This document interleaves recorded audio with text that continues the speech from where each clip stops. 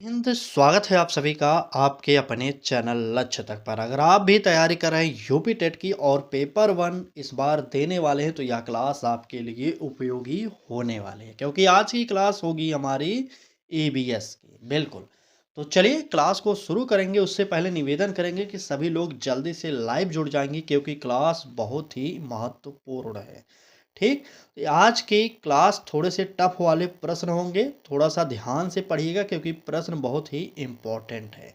चलिए क्लास को शुरू करते हैं और देखते हैं हमारा आज की क्लास का पहला प्रश्न क्या कह रहा है। ये रहा आज की क्लास का पहला प्रश्न। पूछा जा रहा है कि बायोमैग्निफिकेशन का संबंध किससे है। बात बायोमैग्निफिकेशन की जा रही है। ए ऑप्शन कह रहा है कि जल संरक्षण से, बी ऑप्शन कह रहा है कि खाद्य श्रृंखला में विषैले पदार्थों की वृद्धि, और सी ऑप्शन कह रहा है कि मृदा निर्माण से, और डी ऑप्शन कह रहा है कि प्रकाश संश्लेषण से।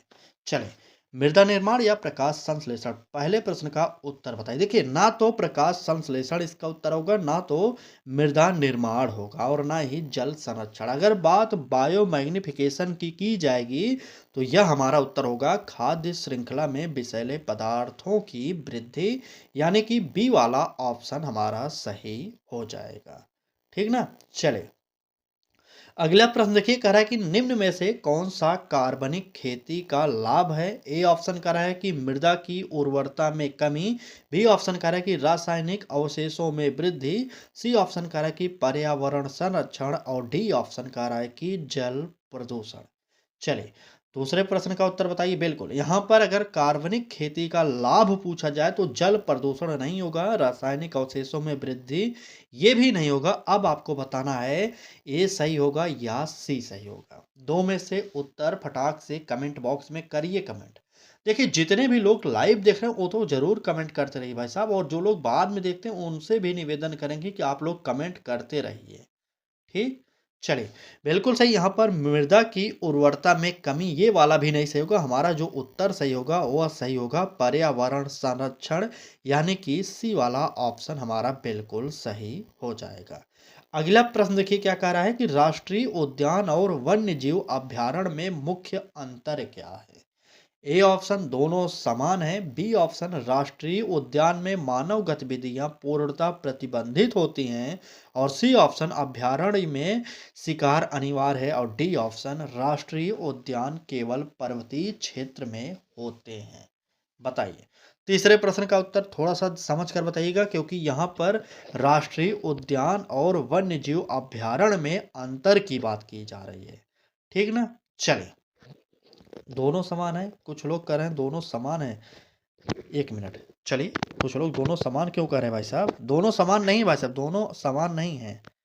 चलिए, बिल्कुल, यहाँ पर इस देखिए प्रश्न के अकॉर्डिंग देखा जाए तो पहला ऑप्शन गलत है, लेकिन अगर बात की जाए उत्तर की तो यहाँ पर उत्तर जो होगा, राष्ट्रीय उद्यान में मानव गतिविधियां पूर्णतः प्रतिबंधित होती हैं। राष्ट्रीय उद्यान जो होता है इसमें यही हमारा सही है। ठीक है। बिल्कुल, इस प्रश्न का उत्तर बी वाला ऑप्शन सही करेंगे, और आगे बढ़िए। अगला प्रश्न देखिए, कहा जा रहा है कि ओजोन परत में छिद्र का प्रमुख कारण क्या है। CO2 है, CFC गैसें हैं, ऑक्सीजन है, या नाइट्रोजन है। फटाक से बता दीजिए कि ओजोन परत में छिद्र का प्रमुख कारण क्या है।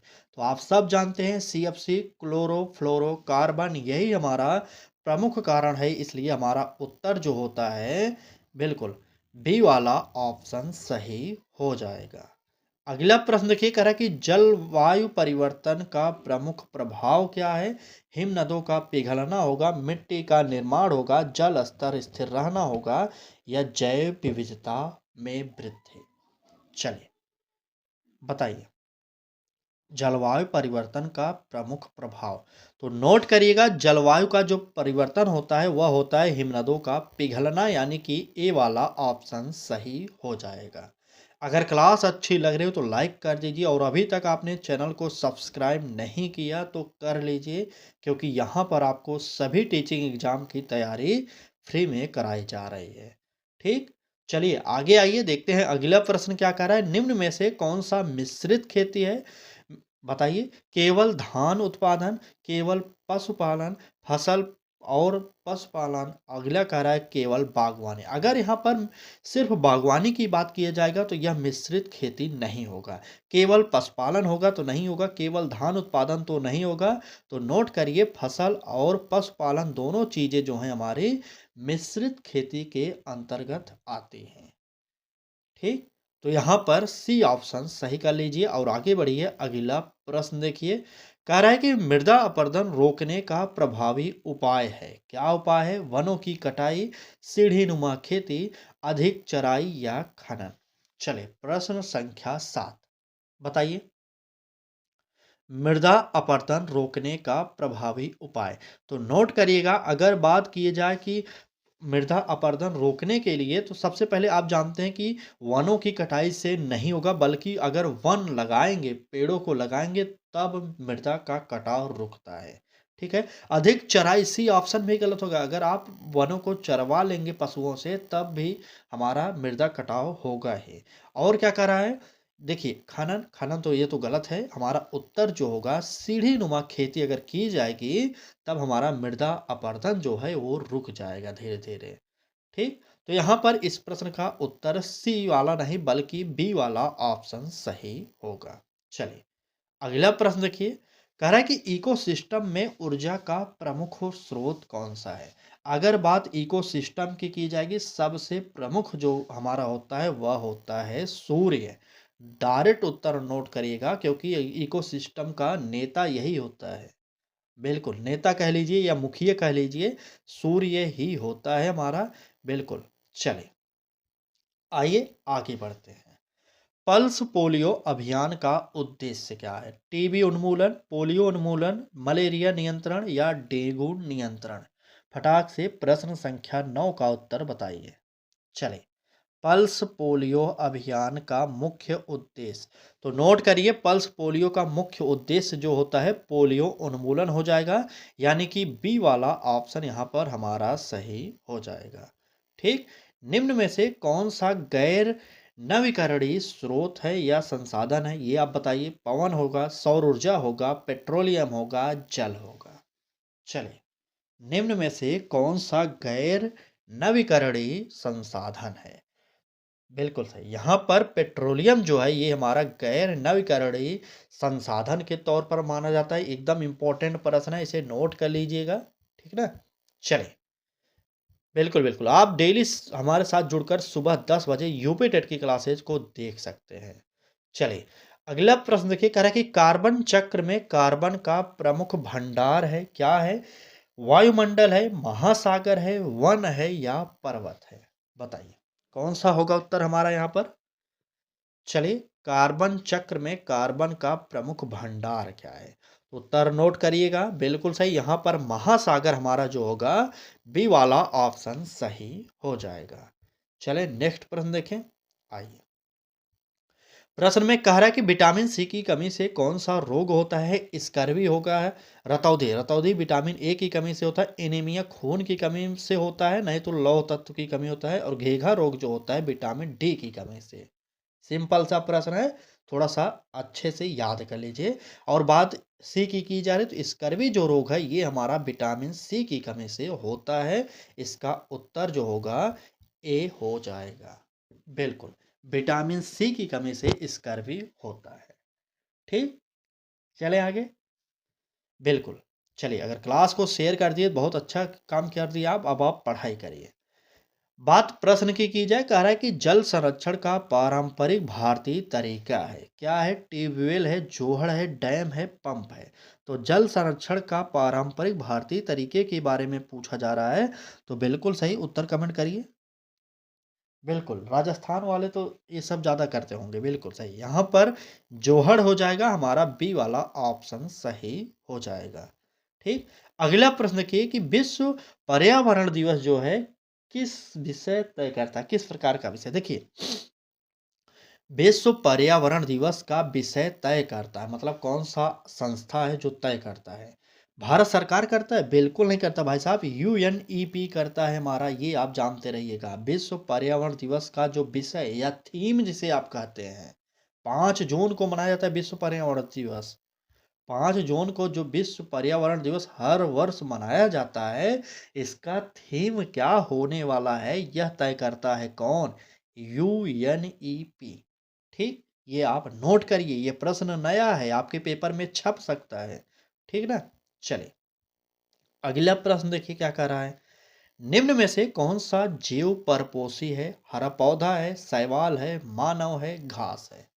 चले, बात परपोषी की जा रही है, तो बिल्कुल सही। मानव जो होता है हमारा, ये हमारा परपोषी होता है, क्योंकि ये दूसरे के ऊपर डिपेंड होता है, इसलिए हमारा उत्तर भी सी वाला ऑप्शन सही होगा। ठीक, चलिए, संसाधनों का सतत विकास का अर्थ है, क्या अर्थ है? अंधाधुंध उपयोग, भविष्य की आवश्यकता की उपेक्षा, वर्तमान और भविष्य दोनों की आवश्यकताओं की पूर्ति, या केवल उद्योग विकास? प्रश्न संख्या 16 का उत्तर बता दीजिए फटाक से। चलिए, कमेंट बॉक्स में सभी लोग उत्तर बताएंगे, एक तरफ से उत्तर आना चाहिए सबका। बिल्कुल। अगर बात की जाए संसाधनों का सतत विकास का अर्थ, तो कभी भी अंधाधुंध उपयोग नहीं होगा, भविष्य की आवश्यकता की उपेक्षा भी नहीं होगा। हमारा जो उत्तर होने वाला है वह होगा वर्तमान और भविष्य दोनों की आवश्यकताओं की पूर्ति, यानी कि सी ऑप्शन। ठीक, चले, धूम्रपान से सबसे अधिक प्रभावित अंग कौन सा होगा? यकृत, हृदय, फेफड़े, गुर्दे? चलिए, धूम्रपान, जैसे बीड़ी सिगरेट ये सब हो गए ना, इसी को धूम्रपान कहते हैं। चलिए बताइए, प्रश्न संख्या 17 का उत्तर। तो देखिए, जो लोग धूम्रपान करते हैं सबसे पढ़ा पहले जो होता है उनका फेफड़ा ही खराब होता है, इसलिए हमारा उत्तर भी यही सही हो जाएगा। अगला प्रश्न, रबी फसल का उदाहरण कौन सा है? धान होगा, गेहूं होगा, मक्का होगा, ज्वार होगा? रबी गेहूं हो जाएगा। ठीक ना, बी ऑप्शन सही कर लेंगे। चलिए, सुनामी का मुख्य कारण क्या है? चक्रवात है, समुद्र के नीचे भूकंप है, वर्षा है, ज्वार भाटा है? 18वें प्रश्न का उत्तर बिल्कुल सही था, 19वें का आप बताइए। चले, सुनामी का मुख्य कारण, तो आपको पता होना चाहिए सुनामी का जो मुख्य कारण होता है, समुद्र के नीचे अगर भूकंप आता है तभी हमारे समुद्रों में सुनामी आती है। यहाँ पर बी वाला ऑप्शन बिल्कुल सही हो जाएगा। चलिए, अगला प्रश्न, निम्न में से कौन सा प्राथमिक क्षेत्र से संबंधित है? बैंकिंग है, कृषि है, परिवहन है, या शिक्षा है? बताइए, कौन सा प्राथमिक क्षेत्र से संबंधित है? प्रश्न संख्या 20। चलिए, बिल्कुल सही। यहाँ पर अगर प्राथमिक क्षेत्र की बात की जा रही है तो यहाँ पर कृषि हो जाएगा, बी ऑप्शन सही हो जाएगा।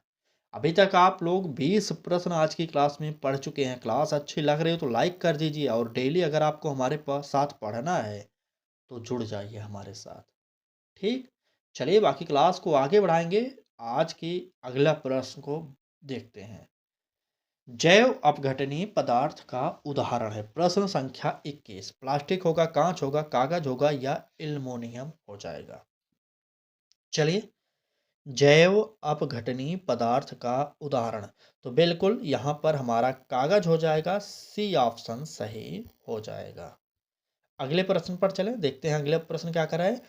राष्ट्रीय हरित अधिकरण, जिसे आप शॉर्टकट में एनजीटी कहते हैं, इसका उद्देश्य क्या है, ये आपसे पूछा जा रहा है। ए ऑप्शन शिक्षा सुधार से होगा क्या? बिल्कुल नहीं होगा शिक्षा सुधार से। बी ऑप्शन पर्यावरण संरक्षण से जुड़े मामलों का निपटान, ये हमारा हो सकता है। कृषि उत्पादन, बिल्कुल नहीं। स्वास्थ्य सेवा, बिल्कुल नहीं। यहाँ पर उत्तर बी ऑप्शन सही होगा। ठीक, देखिए, यूपी टेट में ज़्यादातर फैक्ट वाले प्रश्न ही आएंगे आपके पेपर में। सी टेट नहीं है कि पेडागोजिकल प्रश्न आएगा। सी टेट हमने आपको क्लास कराया था, आपने देखा भी होगा। तो चलिए, हम आपको करा रहे हैं क्लास, पढ़िए आप, एकदम सिलेबस वाइज आपके क्लासेज हो रही हैं। ठीक, चलिए, अगला प्रश्न, यह प्रश्न शायद हमने आपको पहले भी कराया है कि रक्त में ऑक्सीजन का वहन कौन करता है? तो इसका उत्तर हीमोग्लोबिन हो जाएगा। हीमोग्लोबिन के कारण ही हमारे शरीर का जो रक्त होता है वह लाल रंग का होता है। अगला प्रश्न, मानव विकास सूचकांक में शामिल नहीं है। शिक्षा, आय, जीवन प्रत्याशा, जनसंख्या घनत्व? तो बिल्कुल सही। अगर बात की जाए कि मानव विकास सूचकांक में कौन सा शामिल नहीं है, तो वह हो जाएगा जनसंख्या घनत्व। डी ऑप्शन सही हो जाएगा। अगला प्रश्न देखिए और आज की क्लास का आखिरी प्रश्न भी है यह हमारा। स्वच्छ ऊर्जा का उदाहरण है, तो स्वच्छ ऊर्जा का जो उदाहरण होता है वह होता है सौर ऊर्जा। आप सिंपल से प्रश्न का उत्तर याद कर लीजिए। ठीक? बिल्कुल। सिंपल सा प्रश्न का उत्तर याद कर लिए तो चलिए।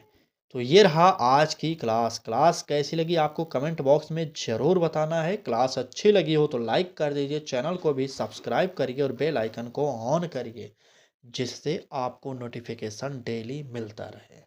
ठीक?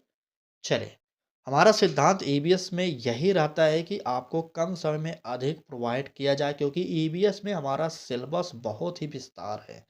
ठीक? आपको पता होगा कि इसमें हमें 3-4 सब्जेक्ट पढ़ना पड़ेगा। विज्ञान भी पढ़ना पड़ेगा कुछ पार्ट, और भूगोल तो पढ़ना ही पड़ेगा कुछ पार्ट, यूपी जीके है, पर्यावरण तो है ही, और कुछ पेडागॉजिकल प्रश्न भी पढ़ने पड़ेंगे। तो कुल मिलाकर सबसे लेंदी जो टॉपिक होगा वो होगा पर्यावरण का। ठीक? चलिए क्लास को यहीं पर समाप्त करते हैं। कल फिर मिलेंगे एक नए क्लास के साथ। तब तक के लिए धन्यवाद।